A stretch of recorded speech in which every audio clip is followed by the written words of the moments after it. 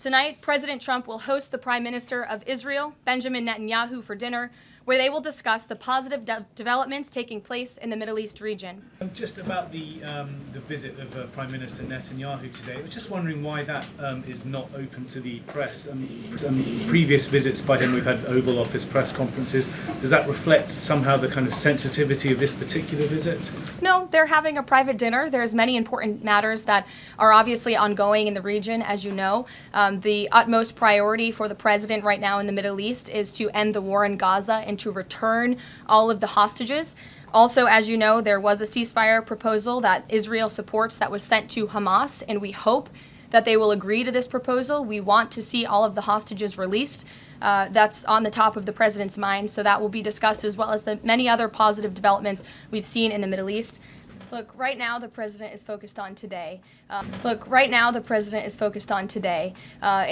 to get the Hamas to agree to this ceasefire. I don't want to comment on the details of the arrangement out of respect for these negotiations, but an agreeable and appropriate ceasefire proposal has been sent to Hamas. And I can also tell you Special Envoy Witkoff intends to travel to Doha later this week, where he will continue to engage in these discussions. And the Qataris and the Egyptians have been incredibly helpful partners in mediating these negotiations and discussions to bring peace to this region and end this conflict once and for all.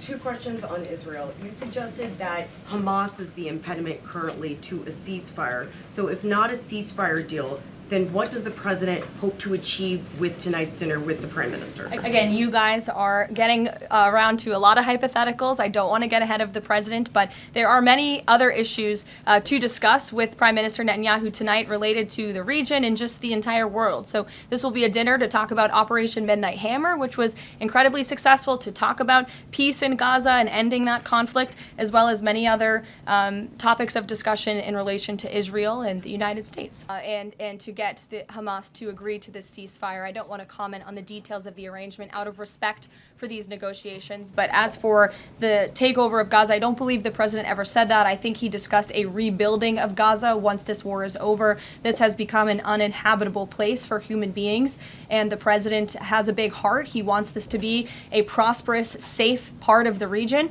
where people and families can thrive, and there will be a need for a real rebuilding effort when the time comes. But right now we need to end this war, and we need to bring all of the hostages home. The president is adamant about that. The war tonight? Look, again, I will let the president speak for himself later if he decides to comment on the details of the agreement, but out of respect for the discussions, I won't do that from the podium. All countries and all regions around the world, not just Ukraine. If you like this video, then like, share and subscribe to Mirror Now.